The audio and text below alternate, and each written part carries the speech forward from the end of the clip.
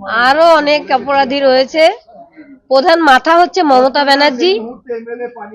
তাকে যদি ধরে একদম জেলে পড়া যায়, সব অপরাধীরা দাম বেরিয়ে আসবে। এবং আমার সেদিন রাতে আমার মেয়ের সঙ্গে যারা ডিনার করেছিল তাদের এখনো ঠিকভাবে তদন্ত হয়নি। আমার মেয়ের যিনি ভিপি সুমিত রায় তফাদার, যিনি এইচওডি অরুণাভ দত্ত চৌধুরী, শুধু প্রিন্সিপাল জেলে আছে।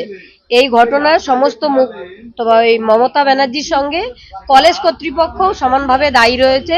এবং স্বাস্থ্যমন্ত্রী যিনি আমাদের নারায়ণ স্বরূপ নিগম, মানে নারায়ণ স্বরূপ নিগমও এই আমার মেয়ের খুনের সঙ্গে জড়িত। আসবে না কোনোদিনও। বিচার হবে, বিচার হলে হয়তো সমাজ থেকে অপরাধীরা ভয় পাবে, ভয়মুক্ত একটা সমাজ তৈরি হবে। আমি এখন সেটাই চাই, কিন্তু খুশি কি করে হব? মেয়ে তো আমার আর ফিরে আসবে না ঘরে, খুশি হওয়ার কোনো জায়গা নেই।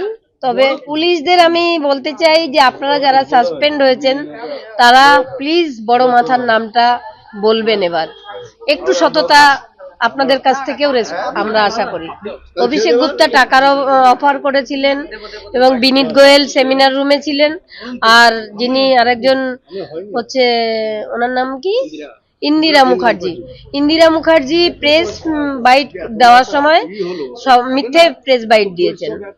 কেউ ভেতরে ছিল না। উনি যে বলেছেন ফিঙ্গারপ্রিন্ট এক্সপার্ট, এই এক্সপার্ট ওই এক্সপার্ট, কিন্তু যারা ভেতরে ছিল তারা ওইসব জন্য নয়, তারা তদন্ত ধামাচাপা দেওয়ার জন্য, তথ্য প্রমাণ লোপাট করার জন্য তারা ভেতরে ছিল।